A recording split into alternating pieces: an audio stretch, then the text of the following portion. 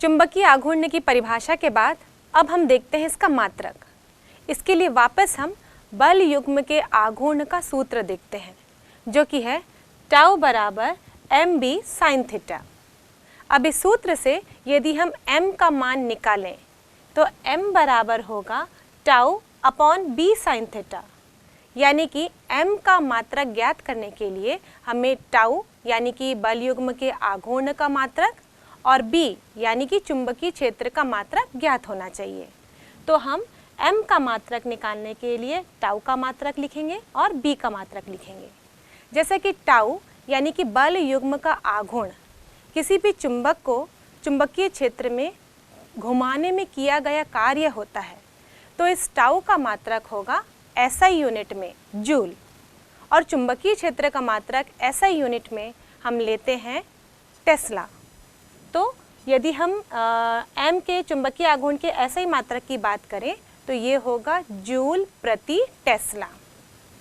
इसको हम दूसरे तरीके से भी लिख सकते हैं, जैसे कि हम जानते हैं कार्य बराबर होता है बल इंटू विस्थापन या बल इंटू दूरी। तो हम बल का मात्रक लेंगे न्यूटन और विस्थापन या दूरी का मात्रक लेंगे मीटर। तो जूल के स्थान पर हम लिख सकते हैं न्यूटन मीटर। तो इस प्रकार जो m है चुंबकीय आघूर्ण है उसका एक और मात्रक भी बन सकता है, जिसको हम लिखेंगे न्यूटन मीटर प्रति टेस्ला। इसका एक और ऐसा ही मात्रक होता है जिसको हम दर्शाते हैं एम्पियर मीटर स्क्वायर से। ये तीनों ही चुंबकीय आघूर्ण के ऐसा ही मात्रक हैं और तीनों ही अलग अलग स्थिति में लिखे जाते हैं और तीनों ही मात्रक ऐसा ही पद्धति के हैं, इसलिए आप कंफ्यूज मत होइएगा। इसके 3 मात्रक हैं और तीनों ही ऐसा ही पद्धति में लिखे जाते हैं। जब हम चुंबक के गुणों की बात करते हैं तो हम हमेशा कहते हैं कि किसी भी चुंबक को यदि स्वतंत्रता पूर्वक लटका दिया जाए, मतलब उसके आसपास कोई और चुंबक ना हो या कोई चुंबकीय पदार्थ ना हो, तब वो किस दिशा में ठहरता है? तब वो सदैव पृथ्वी के उत्तर और दक्षिण को ही पॉइंट आउट करता है, चाहे हम उसको कैसी भी स्थिति में रखें। तो ऐसा क्यों होता है? इसको जानने के लिए हम देखते हैं कि चुंबक की तरह पृथ्वी भी कार्य करती है। पृथ्वी एक बहुत बड़ा चुंबक है और यदि एक पृथ्वी चुंबक होगी तो इसके भी 2 ध्रुव होंगे, एक उत्तरी ध्रुव और दक्षिणी ध्रुव, और इसके चारों तरफ भी चुंबकीय क्षेत्र होगा जिसकी बल रेखाएं हम बना सकते हैं। यदि हम कल्पना करें इसकी बल रेखाओं की, तो पृथ्वी के बाहर इसकी बल रेखाएं उत्तरी ध्रुव से दक्षिणी ध्रुव की ओर होंगी और पृथ्वी के अंदर इसकी बल रेखाएं दक्षिणी ध्रुव से उत्तरी ध्रुव की ओर होंगी। और यदि हम पृथ्वी के किसी निश्चित या सीमित जगह की बात करें तो वहाँ पर ये बल रेखाएं समांतर होंगी, यानी कि उस जगह पर, उस स्थान पर ये चुंबकीय क्षेत्र एक समान चुंबकीय क्षेत्र की तरह कार्य करेगा। अब किसी चुंबक को यदि लटकाया जाए तो वह चुंबक स्वतंत्र है, उसके आसपास कोई चुंबक नहीं है, लेकिन वो किस चुंबकीय क्षेत्र का प्रभाव महसूस करेगा? वो पृथ्वी के एक समान चुंबकीय क्षेत्र के प्रभाव को महसूस करेगा। और अभी हमने देखा बच्चों कि जब हम किसी भी चुंबक को एक समान चुंबकीय क्षेत्र में रखते हैं तो उस पर क्या कार्य करता है? उस पर बल युग्म कार्य करते हैं, जिसके कारण उसमें बल युग्म का आघूर्ण उत्पन्न होता है और यह चुंबक उस चुंबकीय क्षेत्र के अनुदिश होने का प्रयास करता है। तो सेम वैसे ही अब ये लटकाया गया स्वतंत्रता पूर्वक चुंबक भी पृथ्वी के एक समान चुंबकीय क्षेत्र का अनुभव करेगा और पृथ्वी के चुंबकीय क्षेत्र के अनुदिश होने का प्रयास करेगा। इसलिए स्वतंत्रता पूर्वक लटकाया गया चुंबक सदैव ही पृथ्वी के उत्तर और दक्षिणी ध्रुव को ही पॉइंट आउट करता है। बच्चों, परिनालिका क्या होती है? यदि हम एक विद्युत रोधी बेलनाकार कोई वस्तु लें और उसमें तांबे की तार के कई फेरे लपेट दें, और जब ये तांबे के कई फेरे एक दूसरे से पृथकृत होंगे, मतलब ये आपस में जुड़े नहीं होंगे, ये आपस में अलग अलग होंगे, और इन फेरों से यदि हम धारा को प्रवाहित करें तो ये कहलाती है धारावाही परिनालिका। एक अच्छी धारावाही परिनालिका की लंबाई अधिक होनी चाहिए उसकी त्रिज्या की तुलना में। तो इस चित्र में हम देख सकते हैं बच्चों कि यहाँ एक धारावाही परिनालिका है जो कि तांबे के तार को कई फेरों में लपेट के बनाई गई है। ये फेरे पृथकृत हैं और इसमें धारा प्रवाहित की जा रही है। यदि हम इस धारावाही परिनालिका को देखें तो यह भी स्वतंत्रता पूर्वक लटकाए जाने पर पृथ्वी के उत्तर और दक्षिण दिशा को ही पॉइंट आउट करती है। मतलब इसका व्यवहार किसकी तरह है? एक स्वतंत्रता पूर्वक लटकाए गए दंड चुंबक की तरह है। वैसे यदि इसके हम बल रेखाओं को देखें, ये परिनालिका की बल रेखा है और ये छड़ चुंबक की बल रेखाएं हैं। देख सकते हैं इन दोनों की बल रेखाएं समान ही दिख रही हैं। छड़ चुंबक में ये बल रेखाएं उत्तरी ध्रुव से दक्षिणी ध्रुव की ओर है। अब परिनालिका में तो कोई निश्चित हम बता नहीं सक रहे हैं कि यहाँ पे कोई ध्रुव है या नहीं है। फिलहाल हम देखें तो ये भी एक सिरे से निकल रही हैं और दूसरे सिरे में प्रवेश कर रही है वक्राकार पथ बनाकर। सतत ये पथ भी सतत है, कंटिन्यूअस है। जिस किनारे से शुरू हो रही है वो दूसरे किनारे में ख़त्म होते हुए वापस उसी ध्रुव पर लौट रही हैं। तो इसकी भी बल रेखाएं किसकी तरह कार्य कर रही हैं? छड़ चुंबक की तरह कार्य कर रही हैं। वैसे ही यदि हम छड़ चुंबक को यदि बीच से काट देते हैं तो क्या होता है? ये छड़ चुंबक दो चुंबकों में बट जाता है जिनकी चुंबकीय क्षेत्र की तीव्रता क्षीण होती है। भले ही पहले वाले चुंबक से कम होती है, लेकिन ये व्यवहार किसकी तरह करता है? दो छोटे चुंबक की तरह। वैसे ही यदि परिनालिका को भी मैं बीच से काट दूं तो ये भी दो छोटे छोटे क्षीण तीव्रता वाले चुंबक की तरह कार्य करेंगी। इनको भी फिर लटकाया जाएगा यदि स्वतंत्रता पूर्वक, तो ये भी सदैव पृथ्वी के उत्तर और दक्षिण को ही दर्शाएंगे।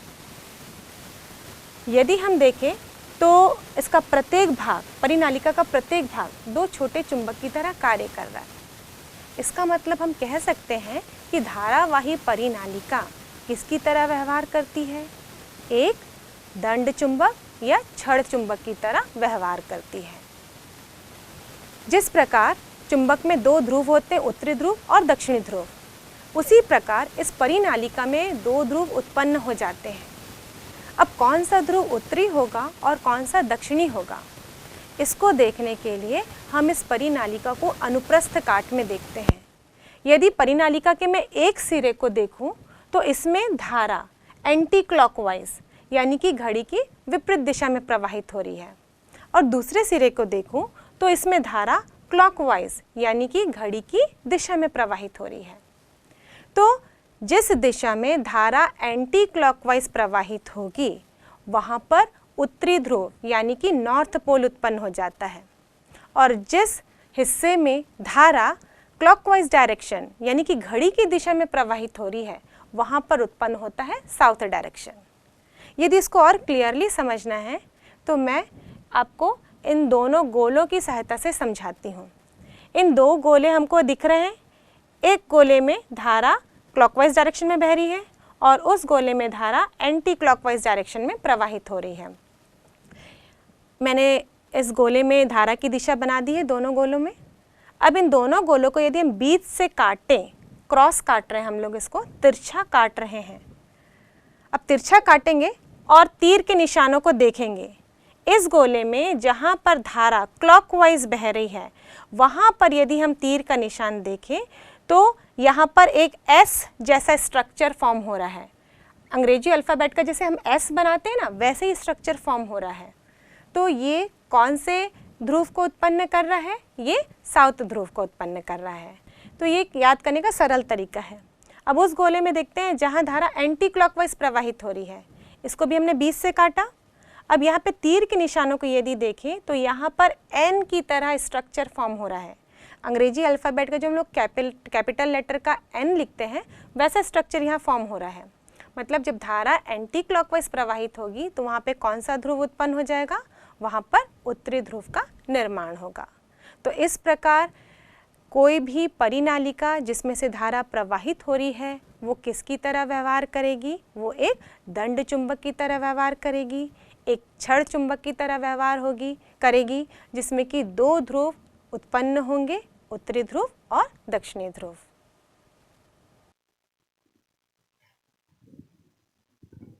छड़ चुंबक और धारावाही परिनालिका की तुलना। छड़ चुंबक, धारावाही परिनालिका। समानता। छड़ चुंबक में दो ध्रुव होते हैं, उत्तरी व दक्षिणी ध्रुव। परिनालिका के भी 2 ध्रुव होते हैं। स्वतंत्रता पूर्वक लटकाने पर यह उत्तर दक्षिण दिशा में ठहरता है।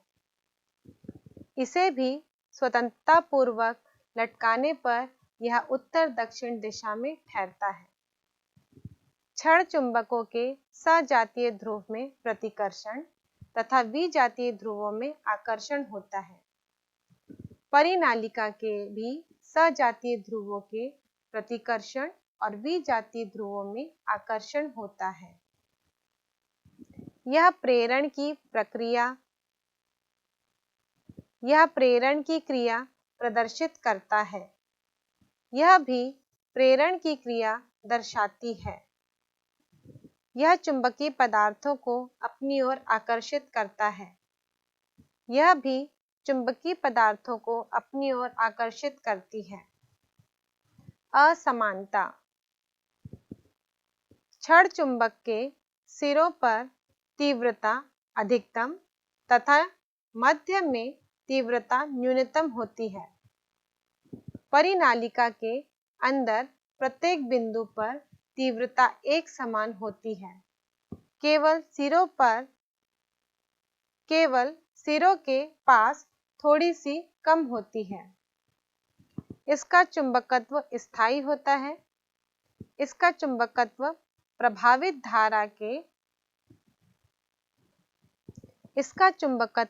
प्रवाहित धारा के मान पर निर्भर करता है।